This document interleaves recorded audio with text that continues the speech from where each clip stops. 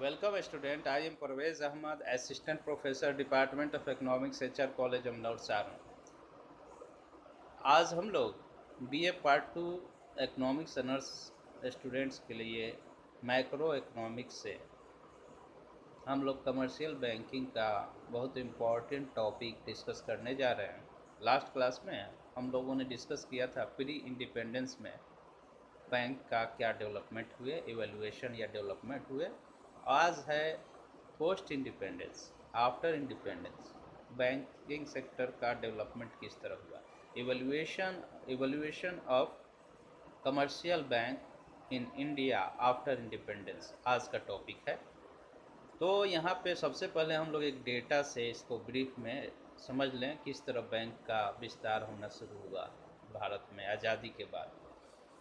ये एक हम ये डेटा बता रहे हैं, ये है लिया गया है sources reserve bank of India के। रिजर्व बैंक ऑफ इंडिया का जो report on currency and finance 1994-95 का है, और इसमें बैंकिंग से संबंधित डेटा है जो डेवलपमेंट हुए हैं।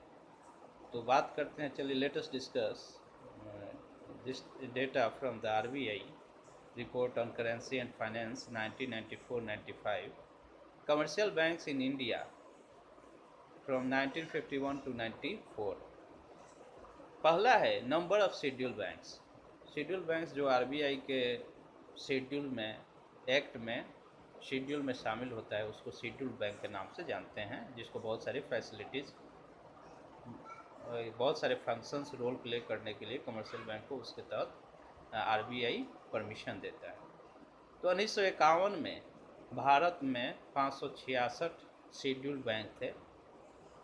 ये घटकर 1961 में 292 हो गए और 1969 में 85 हो गए और 1994 में 309 हो गए। यानी कि जैसे जैसे हम लोग आगे बढ़े, हमारा जो बैंक था शेड्यूल बैंक शुरू में ज़्यादा था 566, ये घटने लगा। 1961 में 292 हुए, 1969 में 85 हुए, लेकिन उसके बाद फिर बैंक का एक्सपेंशन हुआ, प्राइवेट सेक्टर बैंक भी आए, बहुत सारे बैंक्स आए, जो 1994 में 309 बैंक हो गए शेड्यूल बैंक। तो ये जो बैंकिंग है, नए नए बैंक खुले, तो शुरू में क्यों घटा बैंकों की संख्या, शेड्यूल बैंक की संख्या, ये इसके पीछे बहुत से रीज़न हैं, उसको एनालाइज किया जा सकता है। जैसा कि हम जानते हैं कि आज़ादी से पहले भी बैंक फेलियर्स बहुत होते थे। जो सब स्टैंडर्ड बैंक थे उनको ख़त्म करने की पॉलिसी गवर्नमेंट ने अपनाया। जो 1951 में 566 शेड्यूल बैंक थे, घटकर 292 हो गए, क्योंकि बैंक का एक तरह से नेशनलाइजेशन भी हुआ, अमलगमेशन भी हुआ, जिसकी वजह से बैंकों की संख्या कम हुई। जो कमज़ोर बैंक था उसको किसी अदर बैंक से मिला दिया गया। 1969 में ये घटकर 85 हो गया। 1994 में फिर बैंक का एक्सपेंशन हुआ, जो 309 पे 9 हो गया बैंक। तो अब दूसरा ये डेटा है number of offices of bank, यानी जो इंडिया में जो ऑफिस है बैंकों का वो कैसे हुआ, कितना रहा, ये बात करते हैं। 1951 में 4150 ऑफिस था, जो बढ़कर 1961 में 5000 हो गया, 1969 में 9000 हो गया और 1994 में बढ़कर ऑफिस हो गया 62,100। यानी कि जैसे जैसे हमारा जो इकोनॉमी बढ़ता गया, वैसे वैसे बैंक का ऑफिस बढ़ने लगे। कारण ये था कि जब इकोनॉमी बढ़ती है तो हमें उसका ऑफिस का भी विस्तार करना ही होता है, तो यहाँ पे बढ़ा। अब बात करते हैं, तीसरा पॉइंट है पॉपुलेशन पर ऑफिस इन थाउजेंड, यानी कि जो ऑफिस में कितने पॉपुलेशन का भीड़ था, बर्डन था, यानी कि एक ऑफिस में कितने पॉपुलेशन को डील करती थी बैंक ऑफिस, उसकी एवरेज यहाँ पे आएगा।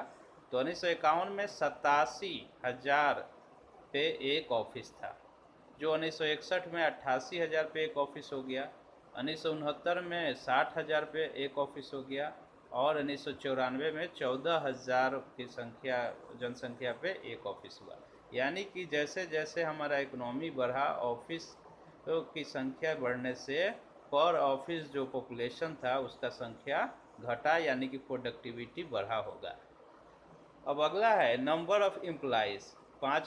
चार नंबर जो पॉइंट है, कितने जो उसमें ऑफिस में बैंक में काम करने वाले एम्प्लॉइज़ हैं।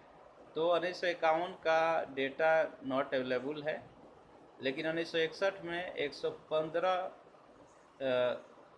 था, 115,000 लोग काम करते थे 1961 में, और 1969 में ये बढ़कर 220,000 हो गए, और 1994 में एक तरह से कह सकते हैं कि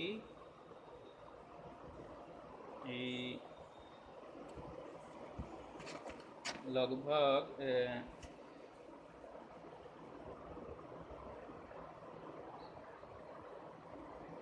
1 करोड़ लोग काम करने लगे। ना 1 करोड़ नहीं, सॉरी, ये हो गया डेटा है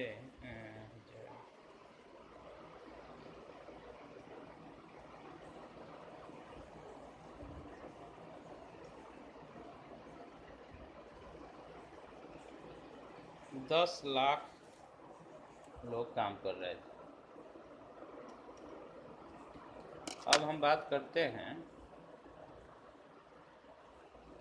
जो बैंक का नेशनलाइजेशन हुआ, वो प्रोसेस शुरू हुआ आज़ादी के बाद, वो किस तरह आगे बढ़ा।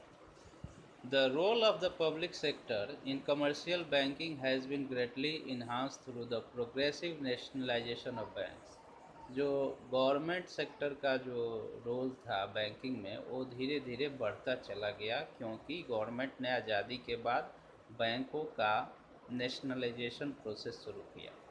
इसलिए पब्लिक सेक्टर का रोल बहुत बढ़ गया और पब्लिक सेक्टर्स बैंक बहुत आगे आए फाइनेंशियल सेक्टर में।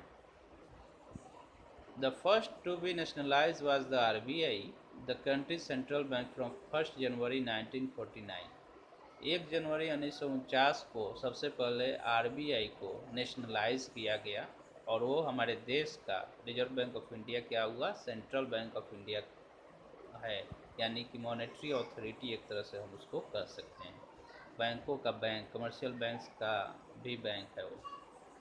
उसके बाद की जो घटना है, then came the take over of the Imperial Bank of India and its conversion into the SBI in July 1955। July 1955 में जो इम्पेरियल बैंक था 1921 तक, वो बाद में 1955 में नेशनलाइज हुआ, और उसका किस रूप में ट्रांसफॉर्मेशन हुआ, उसका नाम दिया गया स्टेट बैंक ऑफ इंडिया। यानी जुलाई 1955 को स्टेट बैंक ऑफ इंडिया के नाम से इम्पीरियल बैंक को नेशनलाइज कर दिया गया। अब ये इसका नाम हो गया State Bank of India. The conversion of 8 major state associated banks into subsidiary banks of the SBI in 1959। 1959 में 8 जो महत्वपूर्ण जो स्टेट से एसोसिएटेड जो बैंक्स थे उनको नेशनलाइज किया गया, यानी कि स्टेट बैंक ऑफ इंडिया का वो सब्सिडरी बैंक के रूप में उसको माना गया। स्टेट एसोसिएटेड बैंक्स जो स्टेट से बैंक से एसोसिएटेड थे 1959 में। Merger of 2 such banks into one from the beginning of 1963, और वैसे 2 बैंक्स को मर्ज कर दिया गया 1963 में। दस reducing the number of the associate banks to 7।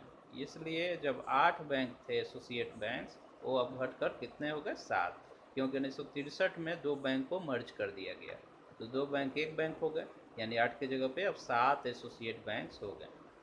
Nationalisation of 14 other major Indian schedule banks in July 1969। 1969 में जो 14 महत्वपूर्ण मेजर भारतीय जो शेड्यूल बैंक्स थे उसको नेशनलाइज कर दिया गया, यानी राष्ट्रीयकरण हुआ, यानी पब्लिक सेक्टर में ट्रांसफॉर्मेशन हुआ। एंड 6 मोर इन अप्रैल 1980, और 6 और जो बैंक थे शेड्यूल्ड बैंक, उसको 1980 में फिर नेशनलाइज कर दिया गया, यानी कि पब्लिक सेक्टर का रोल बढ़ने लगा। 1969 में 14 मेजर इंडियन शेड्यूल बैंक को नेशनलाइज किया गया 1980 में, और 6 बैंक को नेशनलाइज किया गया। इस तरह सब नेशनलाइजेशन का प्रोसेस बढ़ने लगा। The regional rural banks from their inception are being set up in the public sector। और जो रीजनल रूरल बैंक है यानी क्षेत्रीय ग्रामीण बैंक जिसके नाम से हम लोग जानते हैं, जो 1975 में स्थापित हुआ था, वो शुरू से ही पब्लिक सेक्टर बैंक्स के रूप में स्थापित किया गया। As a result, the public sector banks occupy a position of dominance in commercial banking in India। जिसका ये महत्वपूर्ण रोल हुआ कि जैसे जैसे नेशनलाइजेशन हुआ पब्लिक सेक्टर का बैंकिंग सेक्टर में, कमर्शियल बैंकिंग में, उसका रोल और स्थिति जो था बहुत ही महत्वपूर्ण हो गया, डोमिनेंस हो गया, वो सारे बैंकों पे छा गया। अब बात करते हैं आगे क्या हुआ। Among the public sector banks, the SBI group of banks is the largest chain of commercial banks। अगर हम प्राइवेट पब्लिक सेक्टर बैंक्स की बात करें तो SBI जो बैंक चेन्स है वो सारे बैंक्स में सबसे बड़ा बैंक है, और पूरे इंडिया में उसका ब्रांचेज सबसे ज़्यादा हैं पब्लिक सेक्टर बैंक्स में। इसलिए स्टेट बैंक ऑफ इंडिया एक तरह से लीडिंग रोल प्ले कर रहा है पब्लिक सेक्टर में। And State Bank of India controlling more than a quarter of total bank deposit। और जितने भी डिपॉजिट्स हैं उसका क्वार्टर से अधिक शेयर जो है state Bank of India control करता है, यानी बहुत बड़ा इंपॉर्टेंट रोल है स्टेट बैंक ऑफ इंडिया का। Two main tasks were set up before the public sector banks, namely यहाँ पे बात करते हैं जो कमर्शियल बैंक है पब्लिक सेक्टर का, उसका कुछ रोल, महत्वपूर्ण रोल सेटअप किया गया। वो था, पहला था mobilisation of deposit through a massive programme of branch expansion specially in unbanked rural and semi urban area.